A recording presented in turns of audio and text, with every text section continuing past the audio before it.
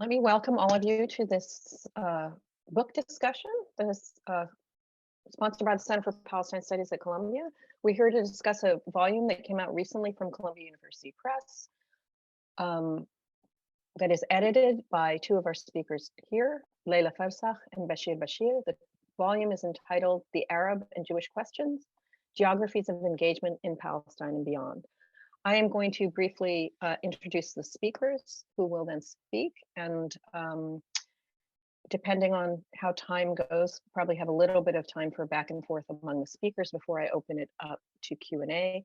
You can post your questions in the Q&A function that should be at the bottom of your screen, and we will get to them. Okay, so our first speaker today is Leila Farsakh, who is an associate professor and chair of the political science department at the University of Massachusetts, Boston. She's the author of Palestinian Labor Migration to Israel, Labor, Land, and Occupation, that was published in 2012, and of a second book, Rethinking Statehood in Palestine, Decolonization and Self-Determination Beyond Partition, which is forthcoming from California University Press.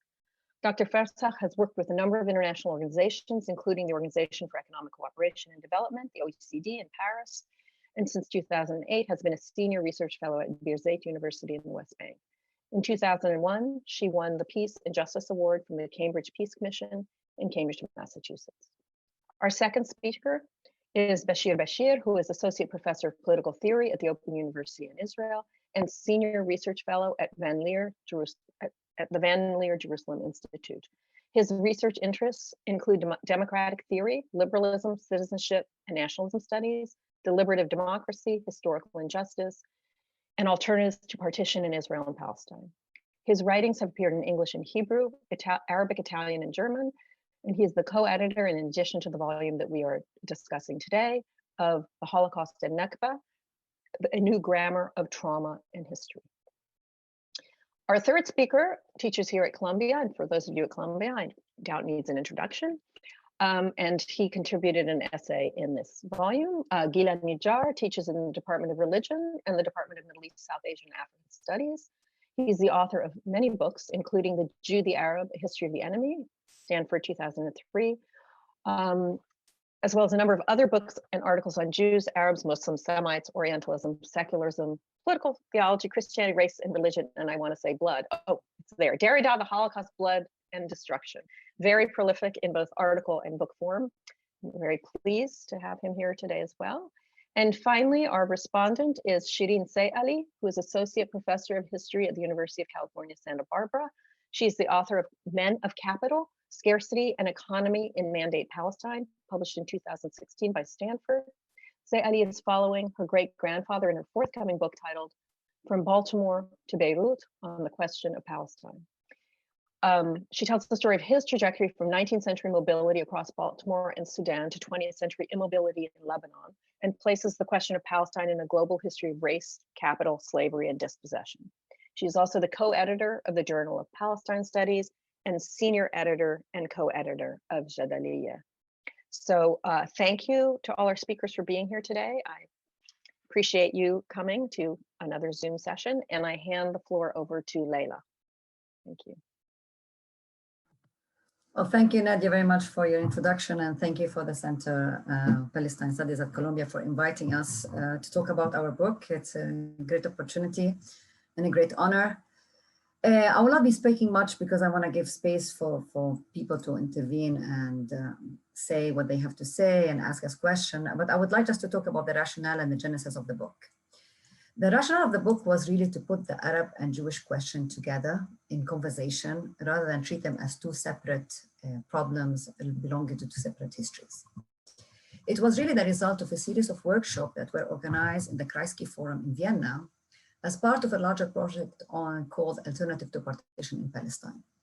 And the aim of these workshops was to bring together scholars of different backgrounds and disciplines to discuss together how the Jewish and Arab questions are interlinked. And what we mean by the Arab question was how Zionism tried to deal with the presence of Palestinians and their political right in Palestine, and wanted to explore how Zionist and non-Zionist Jews were engaging with this question today, as well as how Arab dealt today with the question of Jewish rights and Jewish question, basically, which is what are the rights of the Jews and how do we deal with it today in present day context.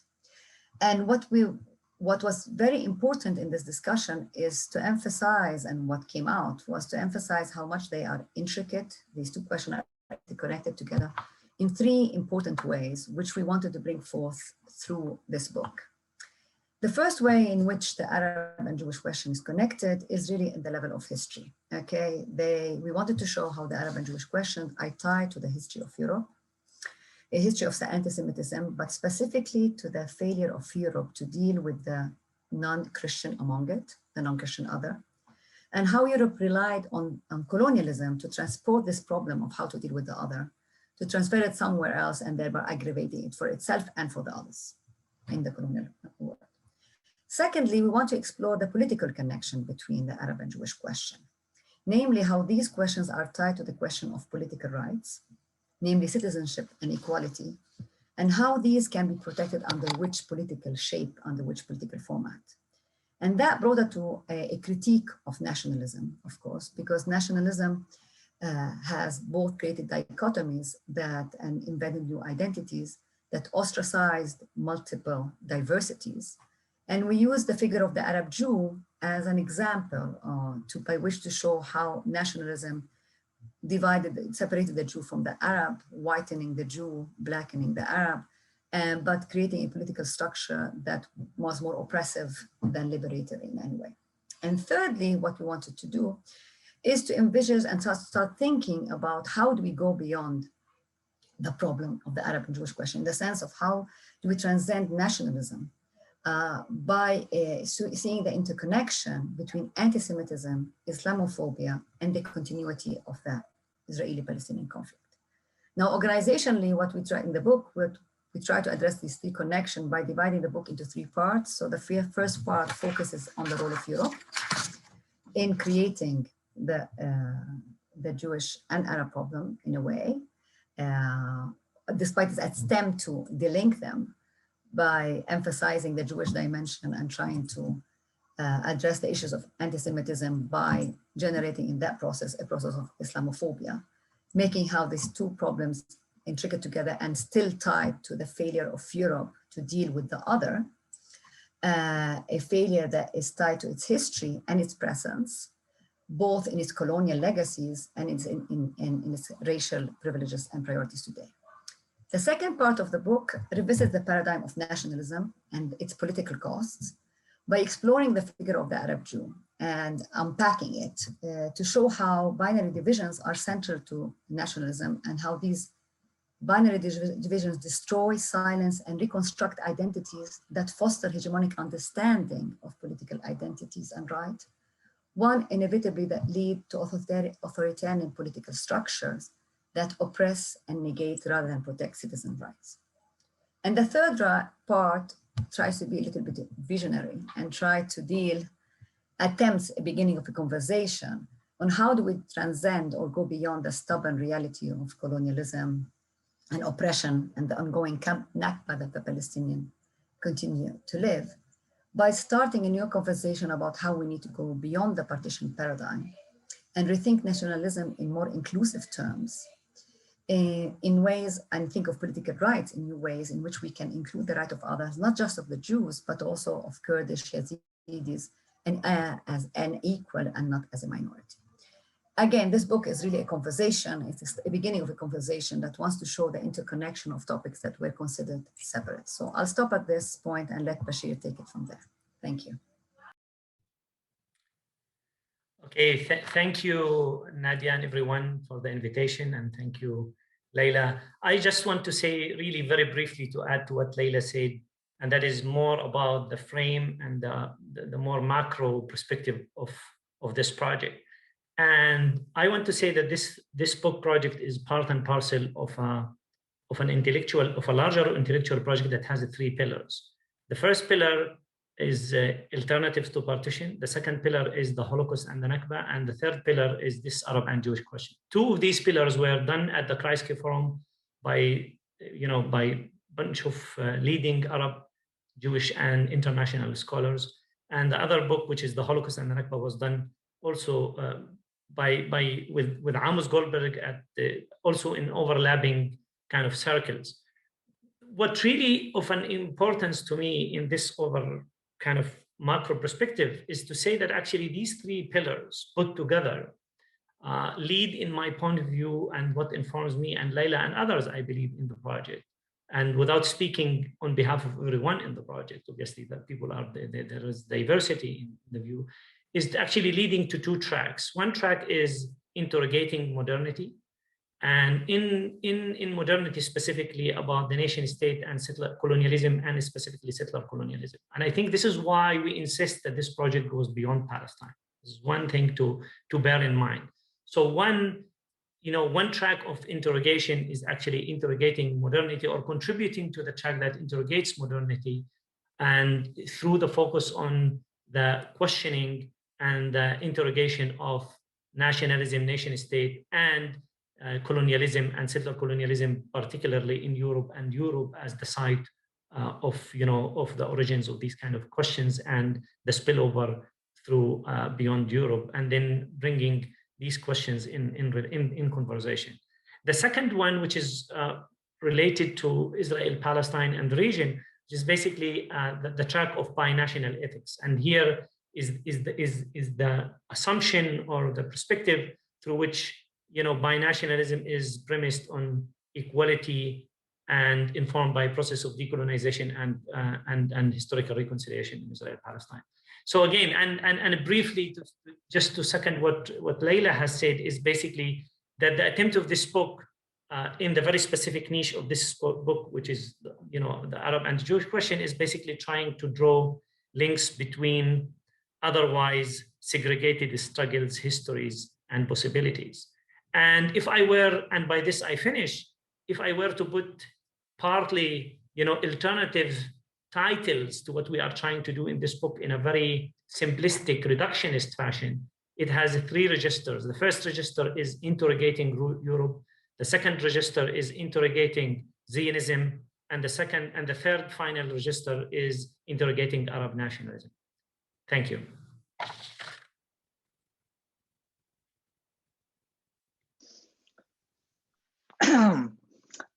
Well, I'm glad to be here. It was an honor to be included in the volume, and I'm happy to be part of this conversation. Obviously grateful to Bashir and Leila for the work that they have done, and very happy that Sherene will be responding.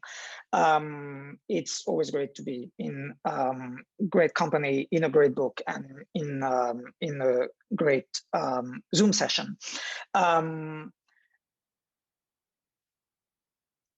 My chapter, I'll just say this quickly, is about Kafka, which I'm willing to grant is not the most obvious way to engage with the question. And after a series of conversations, one of which recently over the publication of a bibliography by Amiel Al-Khalai, the bibliography to After Jews and Arabs, one of the things that I thought I wanted to say in the context of the conversation today was that there is, I think, a forgotten battle between history and poetry. So the point of bringing a poet, that's how I call Kafka, into the conversation is because the poets and not the historians used to help us to make sense of facts. And I'm not sure that the historians, facts on the ground, if I may mention your book, Nadia.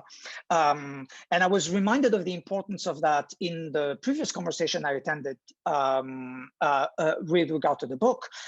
I think the first launch of the book, which took place on Zoom at the Kreisky Forum, where Aziz Al-Azmi gave a beautiful takedown, if I may put it this way, on the book, where he picked up on the phrase "stubborn realities," which is a phrase that appears in the book and is, I think, one of the headings, which, not to simplify too much, he kind of opposed to ancestral fantasies. And what Aziz calls ancestral fantasies, I want to call poetry. And the reason why I want to call it that is because I think that not only does poetry help us make sense of history, but it should also help us make sense of geography. And the geography that is involved in the work of the book has something to do, obviously, with what Edward Said called imaginative geography. And one of the things that I think is, and I want to present that as my difficulty, both in being in the book and talking about the book, and it's a conversation that I've had with, in fact, a number of you over the years, is what does it mean to locate Palestine in Palestine as opposed to in Europe? Right? You could say that it's all the tension between Orientalism, the book, and the question of Palestine, the book. Geography is a matter of poetry, it's a matter of names, and the names that have registered on the book are obviously Arab and Jew. But it's really not possible to ignore that the relevant names are Arab, Muslim, Palestinian, Jew, Israeli, and other names, almost proper names, religion, nation, and race. One of the things that historians have done recently is to tell us that we should historicize the term Arab Jew.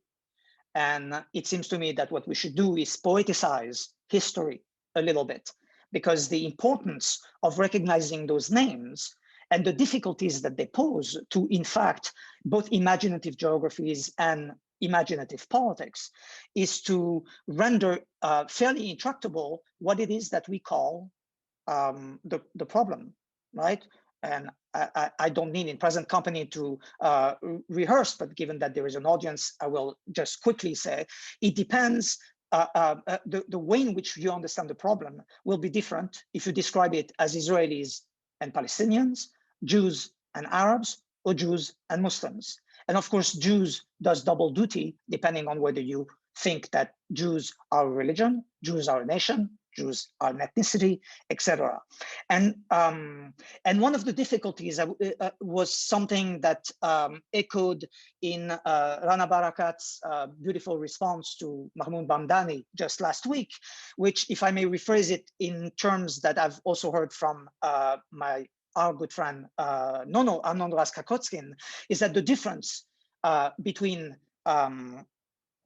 Zionists and Palestinians is that Zionist says that the land belongs to us, right? Whereas Palestinian says that we belong to the land. And the difficulty of imagining the geography within which to think about the problem of Palestine, the question of Palestine, the Arab and Jewish question, and a whole lot of the contributors in the book refer to the Arab question as being, and I think Leila, in your remarks just now, you did as well, that the Arab question is the question of Palestine, is the question of Zionism and Palestine. But Orientalism, of course, tells us otherwise. Yes, the Arab question of Europe, the Muslim question of Europe, the Eastern question of Europe, however you want to call it, is of course a much larger question, which has an extraordinary pertinence to how we think now.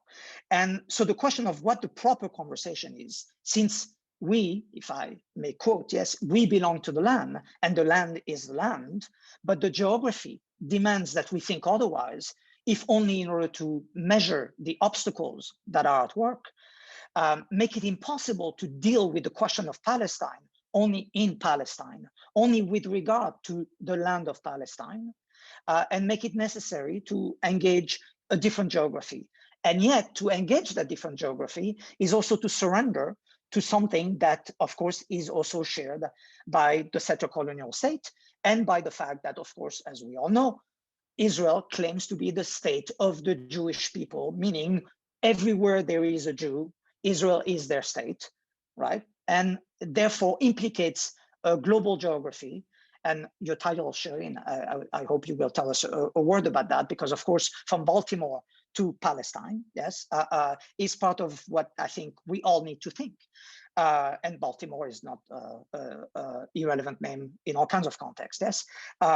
So I think I'll stop there. Thank you. Thank you so much.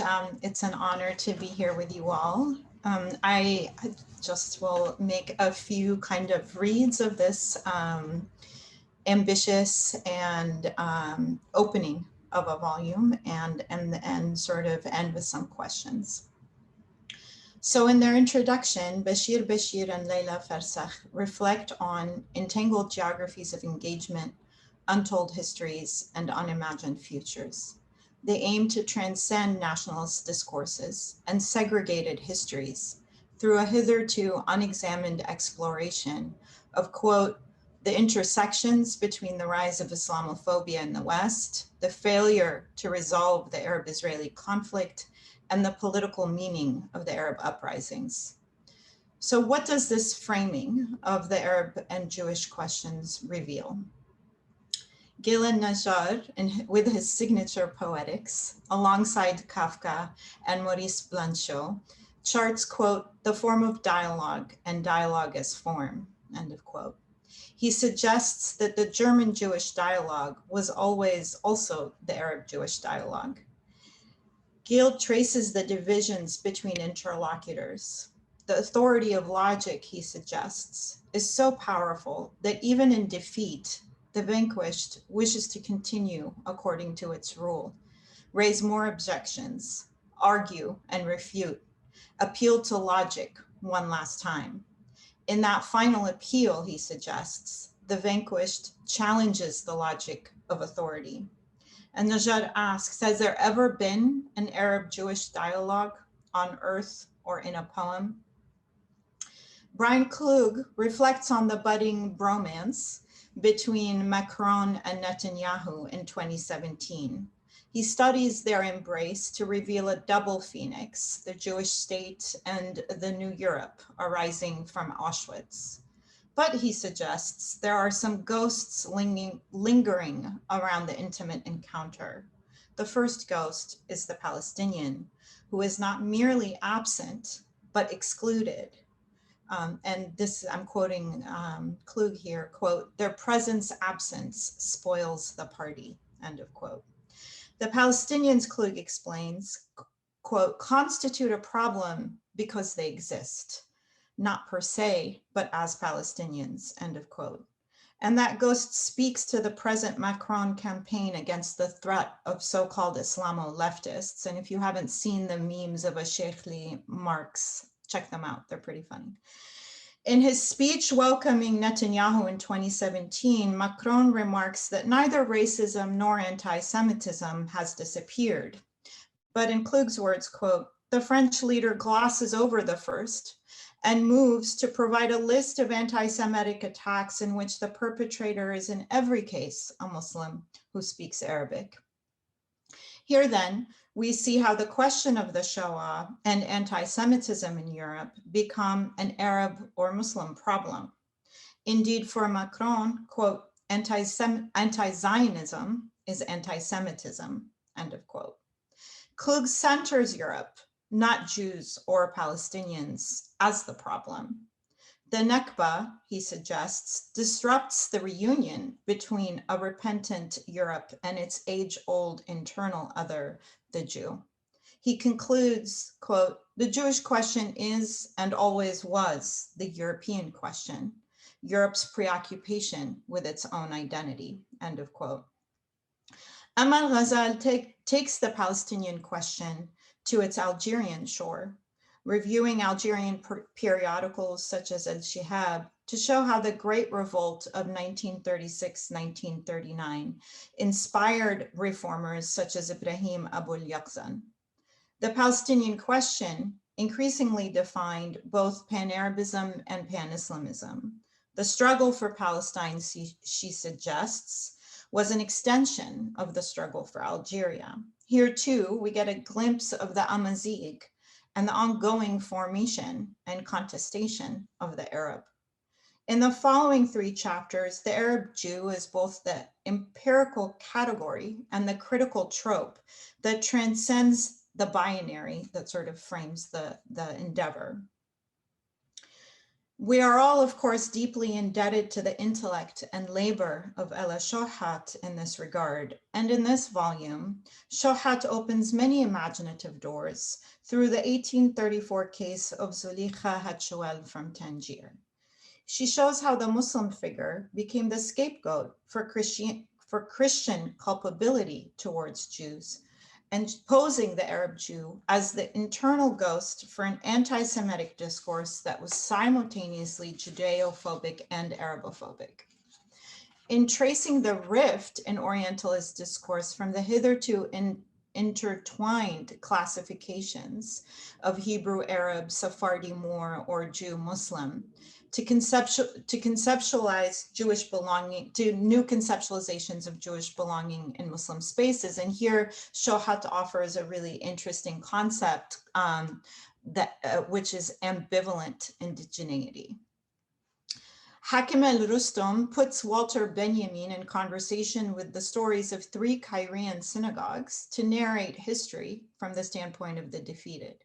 He asks us to consider the Holocaust, the Nakba, and the question of the Arab Jew as all part of a single catastrophic European history. Uval Ivri and Hillel Cohen move us to Palestine to look at the Balfour Declaration from the perspective of the Palestinian Jew, whose naming they render productively multiple: native Sephardic, Arab Jew, Mizrahi, Palestinian Jews, and local Jews, or Yahud Wataniyin. I would suggest that a deeper engagement with Palestinian studies might have been useful here. Ivri and Cohen suggest that Arab opposition was not to Jewish immigration per se, but to the policy of the Jewish national home. They go on to qualify that this claim is difficult to verify. But the businessmen I studied, as well as many other figures, programs, and projects in British rule Palestine, made this point repeatedly. I have, of course, much more to say about each of these chapters and their contributions, but let me take some of these lessons on the authority of logic, Europe's preoccupation with its own identity, and ambivalent indigeneity to bring into view questions, experiences, and figures that remain present, absent in this volume. One ghost is the Palestinian herself, who, like any other social being, is constituted through exclusion, contradictions, and incompleteness. Indeed, Palestinians appear in this volume as seemingly a coherent category, Muslim. The editors and contributors know, of course, that Palestinians are not only Muslims, that they are also Druze, Christians, and Jews, each who play important historic and contemporary roles in politics and social life. But I'm less interested here in recovering the people I come from, that is Palestinian Christians, and more interested in asking how in this framing of the Arab-Jewish questions, does the Palestinian become a Muslim who is singular, homogeneous, and unchanging? Does the Palestinian Muslim ever get to occupy an ambivalent indigeneity? We know that all identities are necessarily fractured and contradictory. Could we not take the rich notion of ambivalent indigeneity to other shores of experience? Can the Palestinian also be a subject of hybridity and history, not simply or only in opposition to Jewishness? The history of my great-grandfather that I'm working on has taught me, for example, about the simultaneity of white adjacency and colonized subjectivity that necessitated a turn away from Anglophilia and a turn towards a modern Arab identity. So what I'm inviting us to think here is that the process of de-indigenizing, whitening, or blackening that Shohat opens is actually delicate, processual, internally divided, historically contingent, and ongoing. We must attend to it. Perhaps in doing so, even the Arab Jew might appear as more internally differentiated. So I would think here about the historical and contemporary differences between, let's say, Iraqi Jewish Israelis and Yemeni or Moroccan Jewish Israelis as one opening. The Arab is another ghost of the volume. as we all know, and I don't need to suggest this to anyone here, but the category of the Arab is not transhistorical. And there's a real promise of attending to it, which is really tantalizing in the introduction. You know, when I first saw Arab uprisings, I was like, wow. But I do feel that that promise is largely unmet. And Amal Ghazal gives us a taste of it with Algeria, but it remains primarily territorialized and in stable national terms. We know that the figure the Arab is a site of historical and contemporary formation and contestation. And incidentally, I want to tag this here that the poetic and literary opposition to Arabism and its fascist sibling Baathism has a long history. I mean, the two of you sort of gesture to the rupture of 2003 in the introduction, but I really want to insist that we have to engage and honor the longer histories of resistance and challenging of these identities, especially in a place like Iraq, with such tremendous diversity. And I do feel like it's incumbent on us to not begin and end our stories with those of empire and colonization, as painful and lasting as those temporalities are.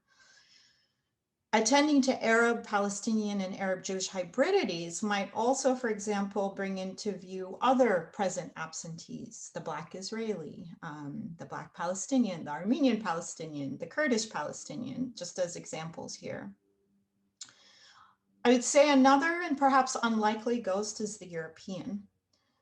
Rustam, for example, invites us to return to Europe, even though I'm not sure we ever leave it. But I want to ask, what does the insistence on the Nakba, as rooted in German history in one telling and European history in another, occlude? What other histories are at play here? What gets erased? Does the European, indeed Europe itself, always stand for an internally coherent and unchanging center? Is there a Palestinian question or an Arab question that is not always, not only, not necessarily European? Can we with Klug move beyond our preoccupation with Europe's identity and with identity more generally? It seems to me that the framing of the Arab and Jewish questions as situated in, of, and through Europe reifies the constitutive blindness, in quotes, that Jacqueline Rose dissects in tracing Zionism's vision or lack thereof of the Palestinian. The dire and ongoing deprivation of Palestinians under occupation in the West Bank, under siege in Gaza, under second-class citizenship in Israel, or under exile in diaspora is the central question. We know that each site of diaspora is historically specific in time. Think here of Syria, Iraq, Gaza, and Lebanon. We know too that the Palestine question operates to drive, inform, and haunt historical processes in the Arab world more broadly. We have to move south, east, and west to understand Palestine, and as a site of hybridity, contradiction, history, and possibility. Derek Penslar calls for a more precise vocabulary in this volume to describe Zionism's practices. I will conclude with what I believe that precise vocabulary, or indeed a broader and more precise grammar, might look like. Penslar suggests, quote, Palestine has been seriously hindered by the destruction, dispersion, or sequestration of Palestinian archival sources, as well as the hermeneutic of suspicion assumed by Arab state archives towards the public, end of quote. I couldn't agree more on Arab authoritarian states' closures of state archives.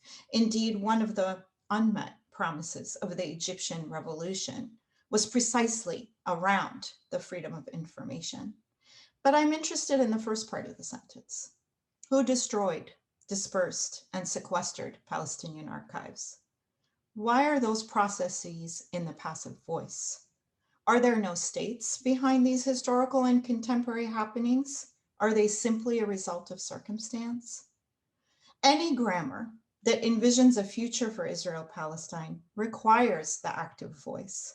The Nakba is not a day, it is not a year, it is ongoing, persistent, and brutal.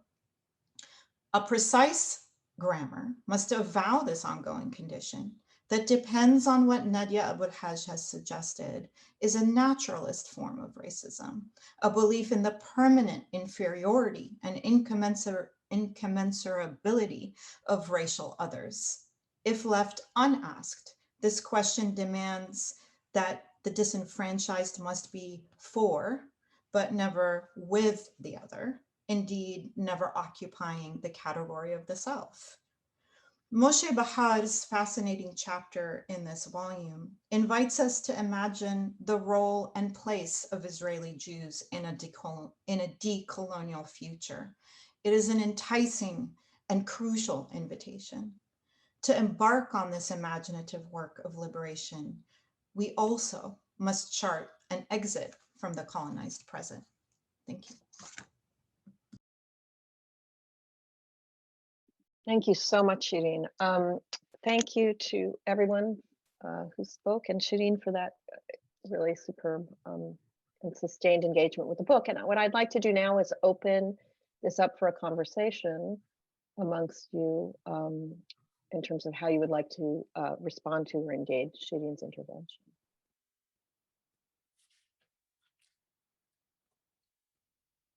I can relate to some of the. So, I mean, again, thank you, Sherene, for this fascinating and excellent summary as well as critique of the book. And let me just say a few things that I think are important in this context. Of course, it's a huge challenge to bring in a coedited volume that level of coherence that you are demanding and expecting, let alone not only in a coedited volume, but even in a monograph. So, but that's not an apologetic term, kind of tone that I'm trying to say here. But let me just talk about two ghosts here that seem to be hanging out there in the conversation, and that is the Palestinian ghost. And again, there is given the issue of scope and space, et cetera, but one of the things that I think we do relate in a way or another, in a very brief way, on the kind of diversity and the kind of complexity of Palestinian nationalism, its development, is precisely when we speak in the introduction about the shift of Palestinian nationalism from early on being about, let us call it territorial civic kind of tendencies, into an ethnicized form of Palestinian nationalism, in which basically actually speaking about some very serious stages in Palestinian nationalism, where Palestinian nationalism actually celebrated diversity and had space also for not only Muslims, Christians, but also for Jews as well. And then the shift in the developments of Palestinian nationalism to different forms of more kind of ethnicized form of Palestinian nationalism, and definitely not equating Palestinian nationalism with Muslims in that sense. In different stages in the book, in different chapters, that has been the case anyway. But again, this is really a fascinating, interesting observation that invites me again as somebody who has been very much involved in this project and its history, to go and actually think about this again in the way, how does that impression was constructed in there. And I'm not trying to say in my answer that there is kind of that I am overlooking that, but it's an interesting critique that I think maybe we should have been much more aware to flesh it out and bring it in a much more clearer way, recognizing the internal diversity, the differentiation, and the hybridity, and the ongoing constructions of Palestinian nationalism. Again, this is why we insisted that earlier stages of Palestinian nationalism are unlike the way Palestinian nationalism is unfolding, definitely post the 10 points program. And the shift was not only political, I guess, it was also a very serious implications on the way Palestinians constructed and envisioned their identity and the way they spoke about their identity, one way or another. And the last point that I want to speak about also very briefly, and I think absolutely right, I think I and Leila equally were very frustrated about really finding people who would write in a much more explicit way about interrogating Arab nationalism vis-a-vis the complexity that you were trying to explain. First of all, when we try to raise serious debates, challenges to Arab nationalism, obviously we are not trying to put, there are different variants, different creeds, different variations of that. But definitely when it came to the Ba'ath and other forms of Arab nationalism, we were really very much keen about tracing these kind of resistance and enclaves of resistance that we can tab, whether that is in basically Iraq or in Syria. For that sake, not only in Iraq, there was some serious resistance also in Syria, not only in the contemporary, but historically speaking. But actually, we failed miserably to kind of really be in a position to bring, somebody that would really write about these issues. And this is why we insisted to to explicitly say in different ways in the introduction, speaking about Amazigh, speaking about Armenians, speaking about Kurds, speaking about these types of kind of groups, that I think the Arab Jew figure, as much as it was the entry, we insist that is sociologically, it's not really what seems to be at pressing point now in the contemporary conditions in the Arab world. And therefore these types of kind of entry is a reminder to how these these groups are calling into serious interrogation certain hegemonic and overarching Arab nationalism kind of ideologies. I stop here.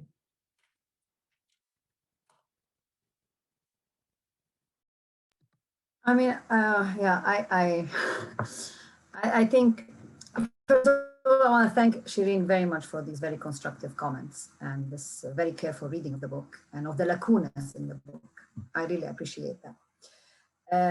So I loved how you emphasized this ambivalent indigeneity, because this deserves a book of its own right. Okay, it was mentioned in the book.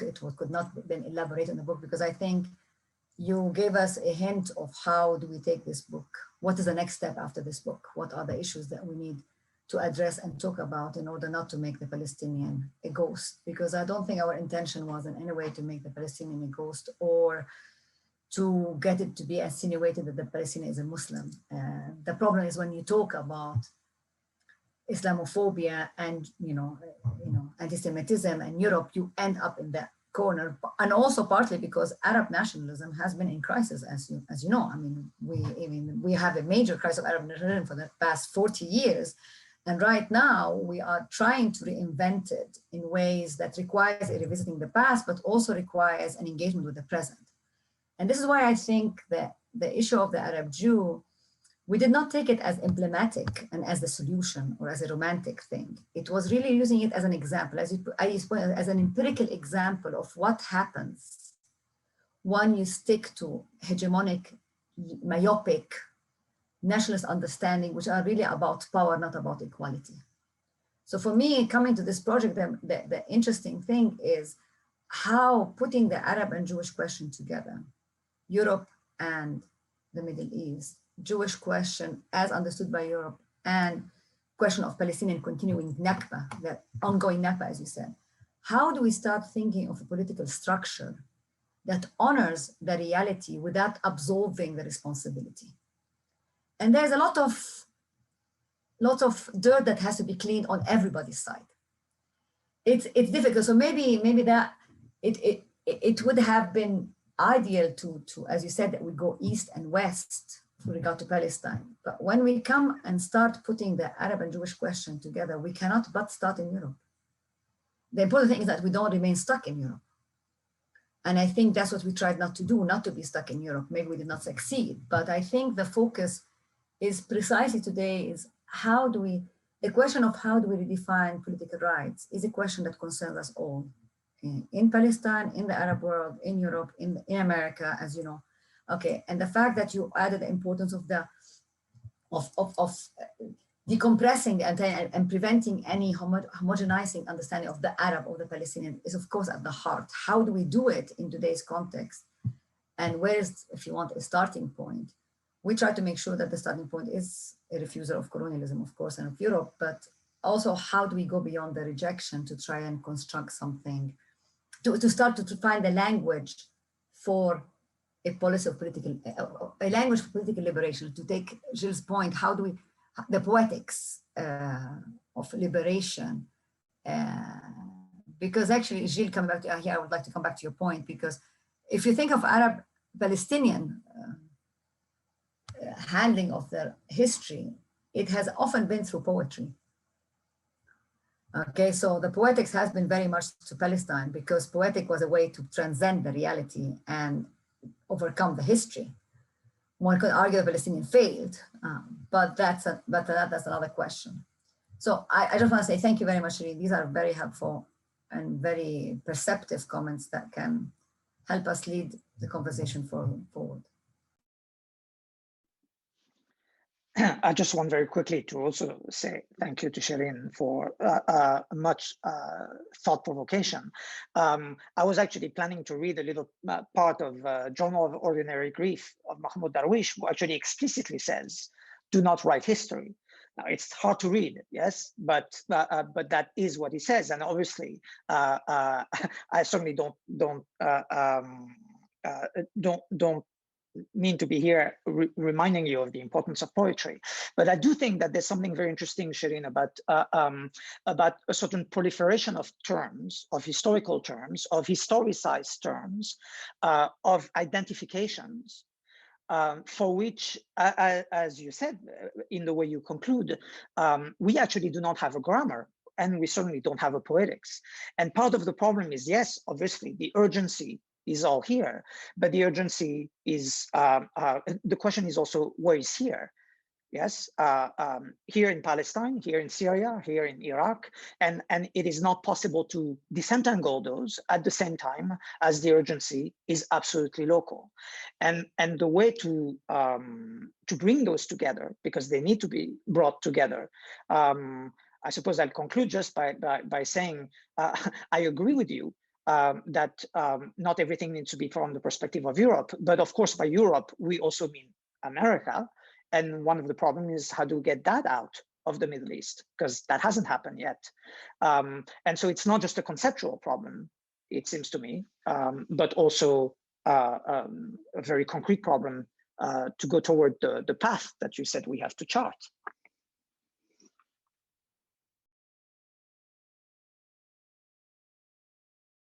So can I come in very briefly? So Gil and I probably have an endless back and forth on this, so we'll do it now in public. Okay, I'm all for kind of trying to think about the poetics and the kinds of insights that thinking about. I mean, I thought of the Arab Jew in this volume. I mean, there are certain more historical pieces, but also less as a poetic than as a heuristic, right? What does it allow us to see? But I also do wonder what happens when one posits the Arab Jew as the poetic figure or the heuristic against the Palestinian, the Arab, the other essays that are in fact more historical, right? In other words, I want to sort of, I guess, let me try to be coherent. I want to argue that there is both a virtue and a danger to saying the Arab Jew has a certain kind of poetic role or heuristic that allows us absolutely to take apart the kind of binaries that Zionism and Arab nationalism have each depended on. I think that's absolutely right. But at the same time, the Arab Jew itself is a historical figure. The fact that Mizrahi Jews in Israel call themselves Mizrahim on average, on the whole, and not Arab Jews is significant. And I think it's not unrelated, and one ends up with this sense of, so is the Arab Jew the primary victim here of the colonial project, which I know nobody thinks, but I think it's worth thinking about that problem of once you turn it into this heuristic that is symbolic or figurative or poetic, without really thinking about what that also means as a politics today, that figure itself gets frozen in time. And it's interesting how much literature, the sort of kind of left literature over the last 15 years or more in Israel has been on the Arab Jew and not on the Palestinian. So I don't know that it's as neutral or as it seems to be. And I can totally understand where Sherene comes up with then the reading that the Palestinian becomes the ghost and the Palestinian and the Arab become there's no possibility of hybridity, or a kind of possible otherwise seems to be located entirely in this figure of the Arab Jew, which again is not a historical claim in the present, because that form of figure does not exist in Israel, or exists amongst a group of very radical Arab Jews. But I think in that sense, it's not just a matter of space. It's a question of what is the critique, what is the kind of paradigm or framework of critique that this kind of intellectual engagement ends up participating in, even if its intentions are completely the opposite.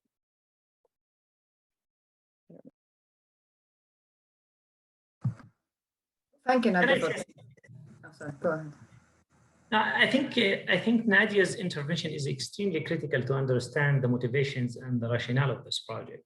And I think the context within which this project needs to be articulated actually is precisely to understand exactly what we are, exactly what we are trying to achieve at this very historical specific moment, in which basically Palestine was reduced. Palestine was kind of framed and imagined in a certain way, which is a process that obviously took already, as we try to trace it, already mid-70s, late 70s. And it is precisely in this understanding that this project is really of a great value. And this is why it needs to be understood as having different pillars. And these pillars has to do alternatives to partition, that is to interrogate and question whether partition is the paradigm through which you can enter to understand. This is one. The second is the Holocaust and the Nakba. Again, to see and interrogate and bring Europe through again, when Europe is seen to be a ghost in this equation of peace process, or to be the mediator, or to be the sponsor and the donor, as if they are irresponsible about. So this is again in a way of bringing Europe back to the equation, as seeing actually that there is a much more profound question that has to do and has direct implications on the Palestinians, and therefore the Arab and the Jewish question again bring that. And again, I mean, seeing Palestine again as to be a territorial thing zoomed in the borders of 1967 again is an invitation through trying to interrogate Zionism, and interrogating Zionism until, at a certain point of time becomes extremely very crucial through the entry of the colonial discourse that was basically sidelined through the discourse of peacemaking. And this is where settler colonialism and colonialism comes in. And again, this is an extremely important pillar, because the overwhelming majority of those who were invited to these different enterprises at the Kreisky Forum in Vienna, the starting point of analysis when we put that vision was to assume these fundamental issues, that they are not, that these are, if you wish, the entry to the conversation and the invitation where these are kind of seen. So again, I agree with you that some more, some more problematization needs to be injected in the way the Arab Jews is being deployed when we understand the concrete Israeli politics. But the invocation of the Arab Jew here is actually doing much more work vis-a-vis interrogating Arab nationalism, again, on the basis of these prolifications of literature in the Arab world, novels, films, different things that are concretely, seeing them and used by these authors as actually the exit or the way and the track through which they interrogate their own societies and Arab nationalism. So again, I think this framing, it's precisely in a way or another saying, what Sherene is saying, but we are failing to see what Sherene seems to be saying, because actually we are trying exactly to do that. That is to bring the Palestinian voice back, which basically the voice of the Palestinian is with its own diversity, where Palestinian nationalism is being redefined and rethought and undergoing a process of rethinking through which where it is not reduced only to be ethnicized form of Palestinian nationalism within the boundaries of 1967 through at least the official form of politics. So is the Arab dimension, and all of that is put together basically saying, hold on, now we need to divert our energy to go specifically back to Europe, to say to Europe that actually, to say to us as well, not only to Europe, that the question is tied and linked to a wider intellectual, historical, theological enterprise to which the question of Palestine, at least in its focus on Palestine, needs to be actually much more broadened than the narrow perspective that was done through the last 30 years. So and by this I finish. What I'm trying to say that actually our intervention in these three projects is actually precisely to broaden the perspective rather than to play the game with where, you know, Palestine is reduced to this geography, Palestine is reduced to state, Palestine is reduced to, you know, Nakba being a past. No, it's ongoing, it's settler colonialism. Palestine is intimately linked to Europe, and it's to the wider perspective of Arab nationalism. And these questions are put together. You know, it could be that we have not been very successful in bringing this in a coedited volume, but at least these are the insights that inform the ongoing debate and the ongoing conversations and workshops that we have been holding for the past 6-7 years in the Kreisky Forum in Vienna.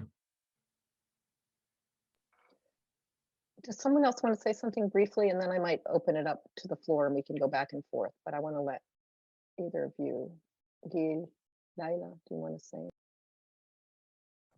No, I see, I like your point, and I see your point, but the aim was not to make out of the Arab Jew, to reify it and in a way get trapped again in ways that will not allow us to unpack the problem of Zionism and the problem of you know, inequality and lack of political rights. I think it was just to provide an example of how the discourse of nationalism has been problematic, because as you know, today there is not an Arab Jew, let's face it. I mean, this is a category which is over, okay?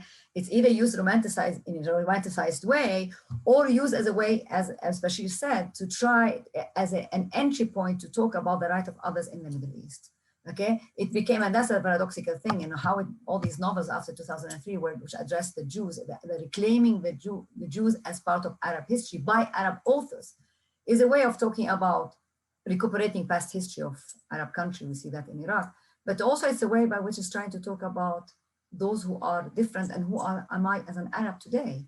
You know, it's talking about the Kurds, talking about the Yazidis, talking about others. So as an entry point. Now, I think, yeah, I just want to emphasize that the Arab Jew is a past category by now. We don't have it. The question is, how can we go to this hybridity? What is the new hybridity we have? And politically speaking, the question for me is, how do we do politics in this context? What is the right of others and the right of self, as Sherene is saying? How, you know, nationalist regime already in the Middle East know that they are already outdated. It's no longer successful, the nationalist debate. Even the Islamist debate is no longer successful. What is the new discourse and the new vehicle for political liberation? Well, for freedom, basic freedom, whether it is in Egypt, whether it is in Tunis, whether it is in Saudi Arabia, through which language? I mean, what was fascinating about the Arab uprisings was the emphasis about, I want my right, I don't care who rules, I want my right. This was new, okay, but also I want to live in my multiple identity. What is this my multiple identity? And how do we translate that politically in an oppressive system? This we don't know. That's what we're trying to unpack. But thank you. Sherene, do you want to say anything, or Gil? I mean, I'll just say, there's a couple of questions from Sarah, and if it's okay, I'll just jump right in and say, Sarah, I'm precisely saying that the Muslim is not a homogeneous category. That's precisely the opposite of what I'm trying to say. I'm saying they appear as such. And connected to your second question on nationalism, which I can you read the question, Sherene? Oh, I don't think I'm sorry. Participants can see so it. Sarah asks, Sherene, when does Christianity become differentiated in Palestine at the level of identity? Why is Muslim any more homogeneous or singular? It isn't. That's precisely what I'm trying to say. I'm saying they appear as such because of the framing, because we begin and end in Europe, because it is about Europe's problem with itself, you know, and I am not saying, Gil, that there is any way to ever provincialize Europe, never, or the United States. It would be a fool's errand. But if we begin and end in Europe, we will be asking the same old questions instead of trying to access a different kind of possibility. And in this regard, Sarah's second question says, Sherene and Bashir, I am not sure Arab nationalism, Ba'athist or otherwise, is so coherent at any point to become a problem space vis-a-vis minorities, not without deliberate removal of Israel. We would have to disagree on Arab nationalism's and Arab authoritarianism's relationship to internal and external others, that and we can continue having that conversation. But I don't think, I'm personally not invested in rethinking Arab nationalism. That is not an interesting question for me. I don't care about rethinking nationalism. I want to ask different questions that are inspired by experiences and demands on the ground.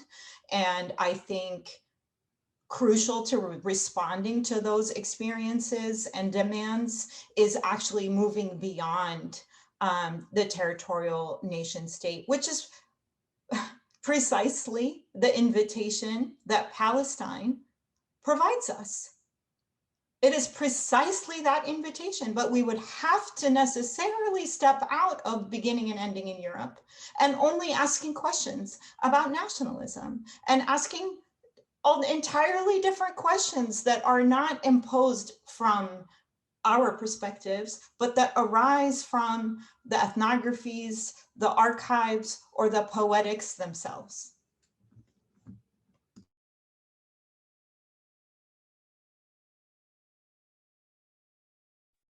Let me just read one or two of the other questions, and obviously we can continue this. So someone asked me, there's a much longer history to the relationship between Jewish people and non-Jews than you were discussing, as there was a longer history between Muslims and Jews. Have Jewish people always considered themselves a higher social class than the peasantry of Eastern Europe and the Islamic countries? I don't know who that's addressed to. I assume, Gil, I'm giving it to you.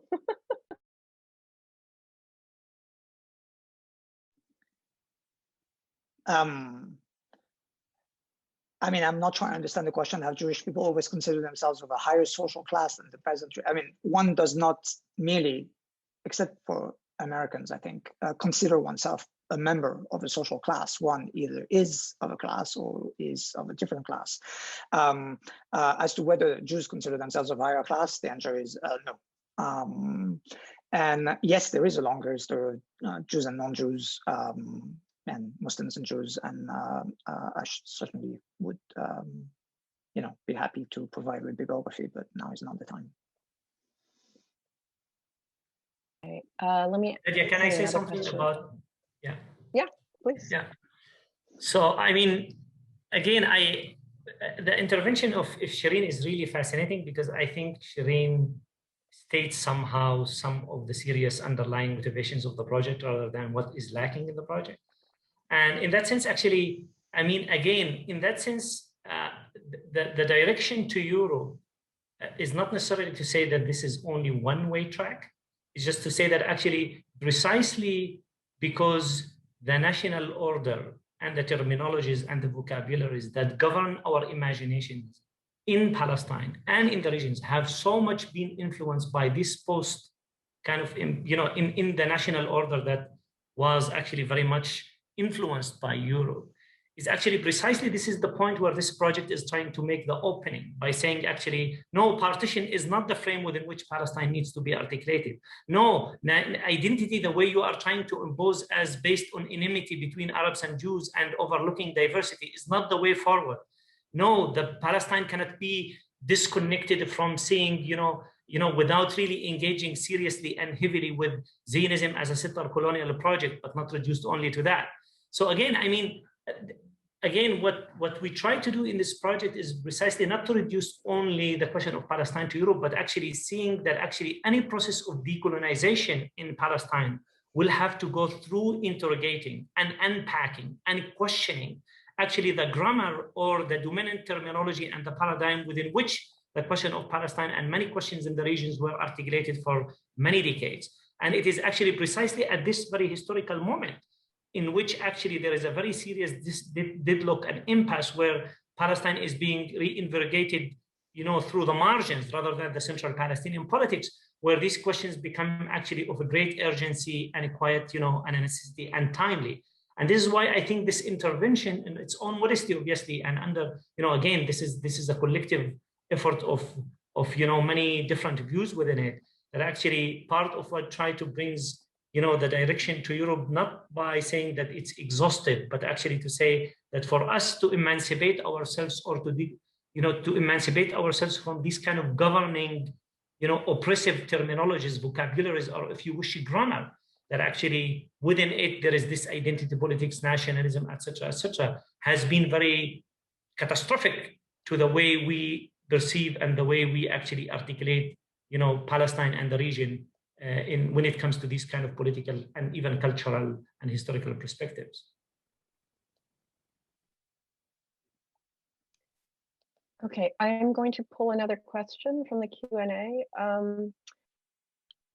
Okay, any thoughts on the Arab Jews in America within the US context, anti-racist activism, Palestinian activism, et cetera? It seems that the figure of the Arab Jew emerges less as a heuristic or poetic, but more as an identity marker adopted by Jews of Arab descent in order to validate oneself as ethnic or racialized, to in some ways validate one's stance against racially motivated violence within the US settler colony.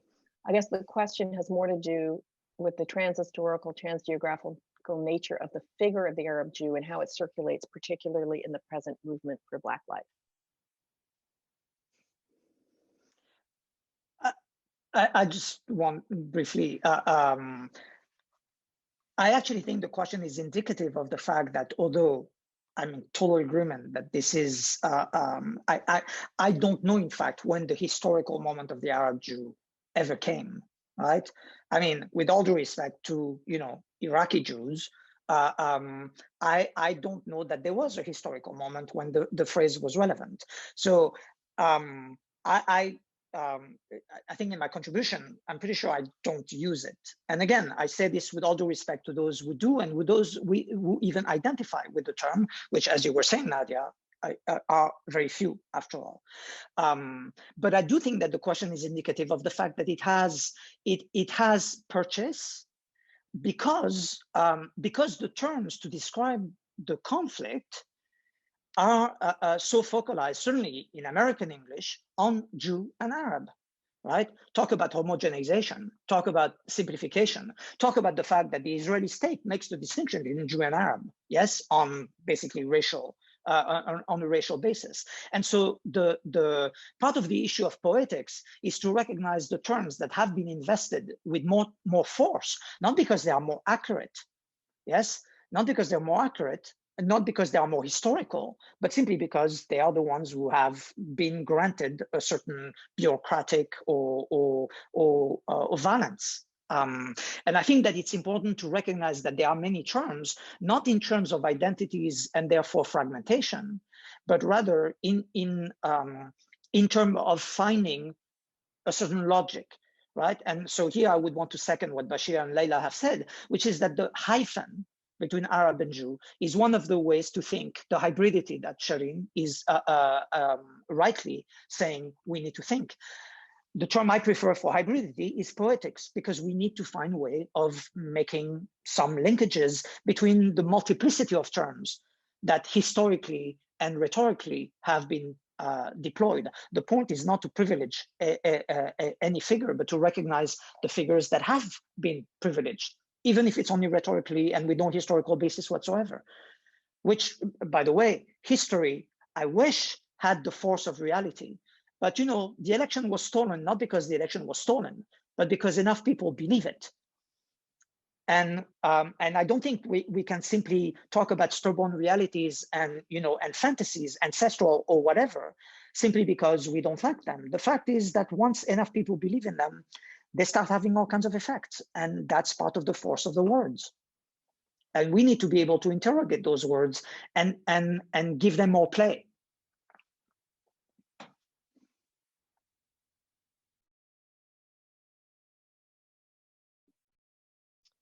Okay, I'm going to another question. Thank you for the presentation. My question is regarding Palestinian nationalism. Does the group think it's important to identify the current state of Palestinian nationalism?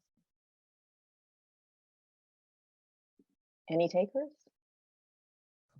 The present Palestinian state of Palestinian nationalism? If it's important to identify the current state of Palestinian nationalism, I guess to discuss the current state of Palestinian nationalism is defunct. I mean, there is. I mean, if you take it at the level of leadership, it's completely defunct in the sense that it is fixated on the statehood that does not exist, trying to it's emblematic of how much it is a leadership concerned with hegemony rather than liberation. So it's actually very myopic, very shallow. There is nothing in it. There's just a question of survival. The larger debate on Palestinian nationalism, I think it's a crisis that is facing Palestinian and Arab in general. There's a serious crisis of what is Arab nationalism today.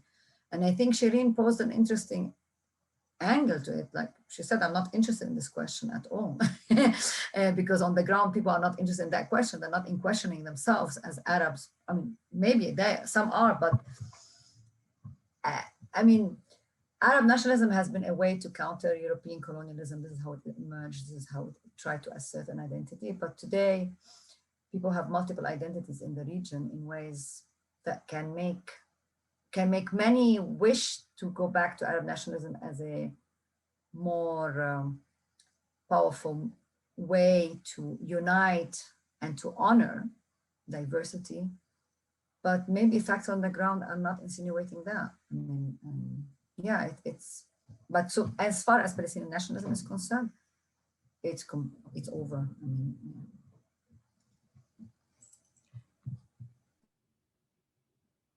I mean, I just want to clarify. I'm not saying people on the ground don't think of themselves as Arab.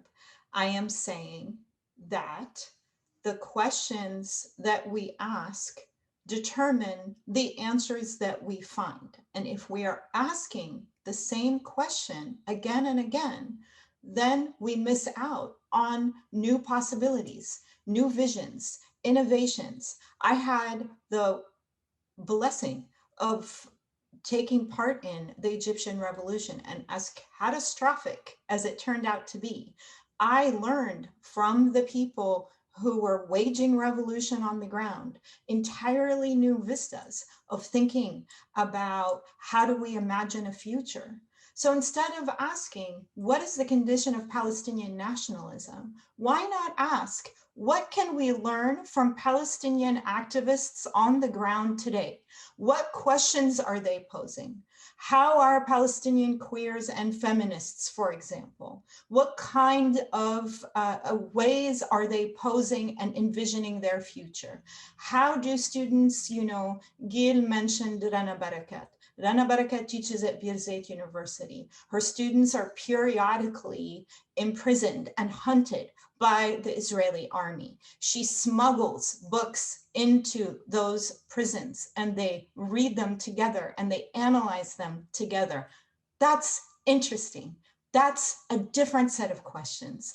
Those are the people we need to search for those questions. Is the United States part of the story? Absolutely. Is Europe part of the story? Absolutely. But is there something else to learn here?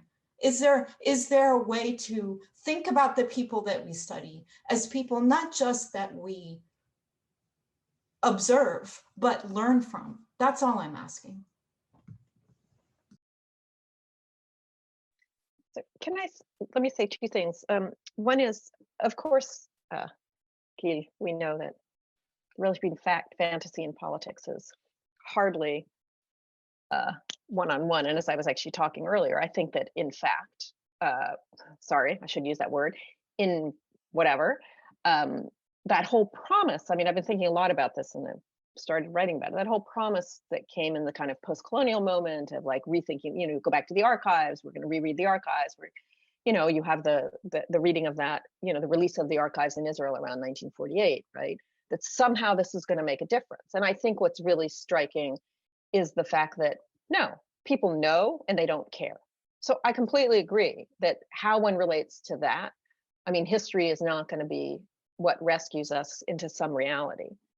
But I also think that, again, I'm just like, I completely understand that on the one hand, thinking about this figure that you may not use the term, but the terms throughout the book as the RG does a certain kind of heuristic that is a deeply anti-nationalist story. But I think intentions aside, it also has the effect in the volume and often in the literature that I know of what Sherene's worried about, which is this almost feels like the only promising figure as where we can look for an otherwise. And that is very dangerous. And that is if we're going to talk about the here and now, not going to happen because it's a figure. It's not, right? But the other thing I was going to say is, one of the things you said earlier, again, that I think is really right, and you were quoting Rana Barakat, is what does it mean to think the land belongs to you versus you belong to the land? And when we try to think the political otherwise, I think we often start too much with the question of identities and subject positions and identifications. What would it mean to think we belong to the land? Who belongs to the land? And on what grounds can one make that claim? I think that's another way of trying to think about a political otherwise that gets us out of also conversations about hybridity, which aren't new in social theory, right? And which haven't really gotten us very far because those hybridities or those hybrid forms have themselves just sunk, at least in many political contexts, into another version of identity politics, right? So what would it mean to really try to think from an otherwise, which is a different way of, and that comment, I think, is a really important one that you pointed out. Yeah, but that's the way I hear it. It's a question of liberation. What do we mean by liberation? In today's language, what do we mean by liberation? Arab nationalism had the glory because it was presented and people thought that through it you get liberation. We know today it did not bring liberation because there's no grand narrative anymore that can bring liberation. If there's something we learned over the past 60 years, and the Arab uprising showed it very clearly. Liberation starts at the base, from where you are on the ground, by interaction with other, but also by respecting the diversity of others and enjoying and discovering that diversity and that multiplicity, but in a context that protects freedom. Okay, so you're right. I mean, I see your point about the problem of fixating on the Arab Jew, but I also think that politically it is easier, and you see it also if you want to see the political translation of it, is what happened in the Gulf, is the opening relationship between the Arab Emirates and in Israel.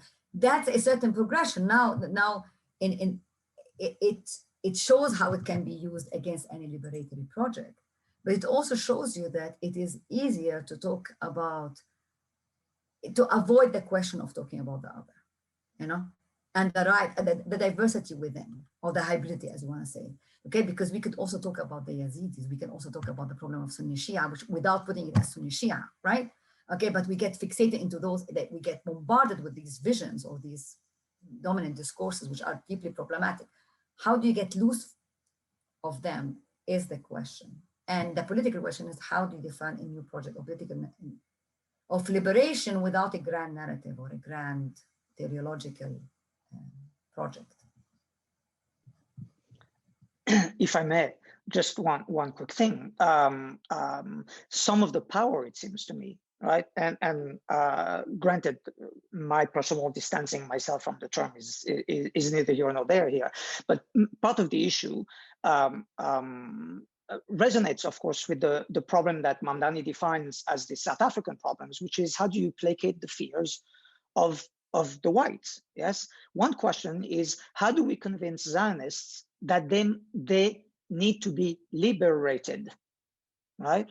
They need to be liberated. That the problem of Palestine is a problem of oppression of the self as well, and that the only way to change something is for the Jews who identify with the Zionist project to understand that this was not an emancipatory project for them as well.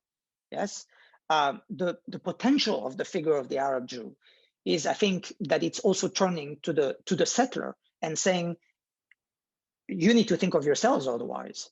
Yes, whether it works, another matter. But I think part of the force, part of the impetus is also there, right? Which also goes to the question of talking about Europe, not to begin and end with Europe, but to recognize that part of the Europe that is there is that identification with it on the part of the settler.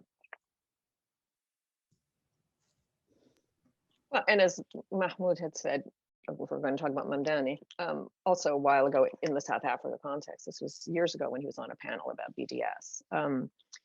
The question is, what happened in the South Africa moment, right? This is the question. Otherwise, it's not even what is liberation. It's like, what does one imagine the day after will look like?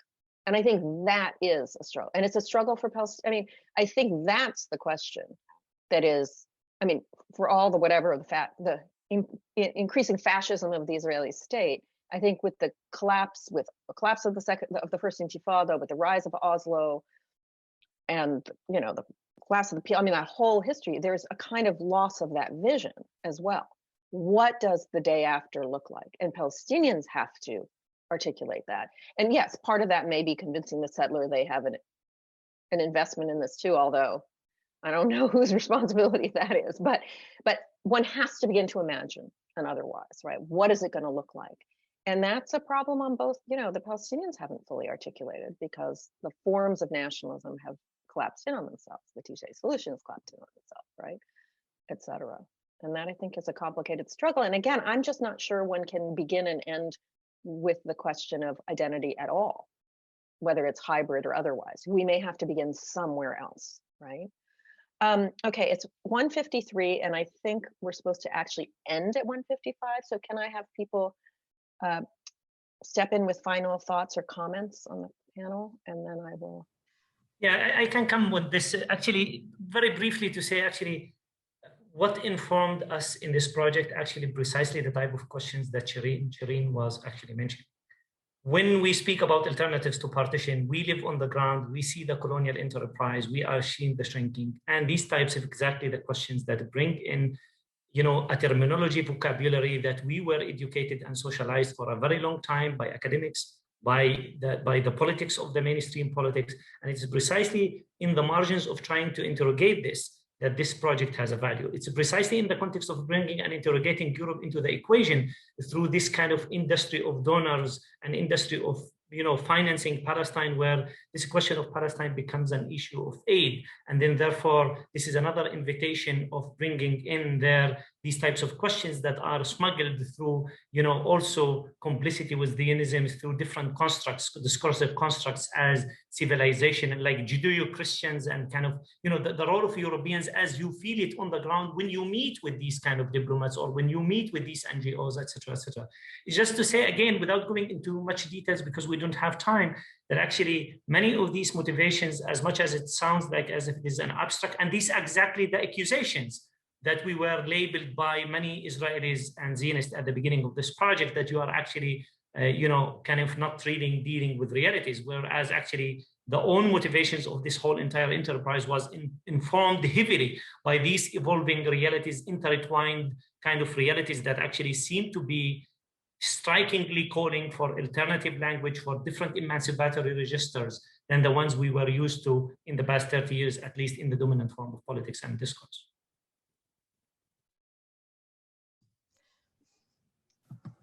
Thoughts, final questions? Thank you very much for this very intriguing. I think the editors should get the last word. So if it's okay, can I just say a couple of things really quickly? I mean, I'm really compelled, Gil, by you saying, we have to convince the Zionists, the Israelis, what have you. I get that, but that's not work I'm interested in. I will not be able to imagine liberation by doing that work. To imagine liberation, I have to critique myself, my people, where I come from, what is going on. And if I am always centering the settler, I will never get to that work. And here I think that for me, my approach has been that I have to ask the hard questions, not the easy questions. I have to ask the hard questions that nobody wants me to ask.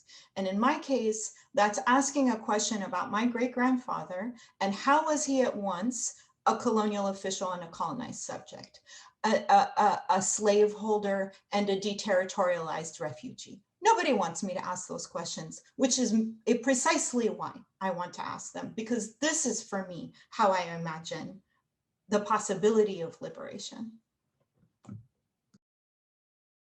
Thank you, Sherene. This is very nice, but that's exactly also what we're trying to do with this book, is ask a difficult question that nobody wants to address. The question is, and as Nadia said, it's not about starting politics, it's about a political liberation, which is not about identity. You cannot have a politic of liberation through an identity politics. What you need is, as you said, understand the self. But as you also said in your introduction, the self is formed in relation to the other. And the question is, you understand your complex history of being oppressed and oppressor, victim and victimizer, and how can we go beyond that how can we engage in that honestly with a difficult question, and then decide which fight we want to fight. I mean, it's totally right. You don't want to be engaged in how we're going to convince the settlers, but somebody else will have to. How and why, that's another debate, but it's how do we bring this conversation of engaging with our multiple power structures and positionality, and as the ambiguity of indigeneity, as you said. These are, of course, difficult questions, but thank you very much. I really thank also Nadia and Gil for giving us this opportunity. It's been great. Yeah, I just want to say thank you. Thank you, Sherene. Point well taken. Obviously, we don't all do the same work. And part of poetry is precisely to find ways of connecting those different works and different questions. But yours are amazing. So thank you. Let me thank you. Well, first of all, thank you to everyone who's attended. And I'm sorry we only got to like half the questions. Thank you for this discussion. I mean, we're not all going to end up on the same page, but the fact that we had such a sustained discussion about this book is testament to the project itself. And thank you all for coming, and Sherene for putting such work into the comments. Thank you again. Maybe we'll see each other in actual person at some point in not the too distant future, as well as the audience who we can't actually see.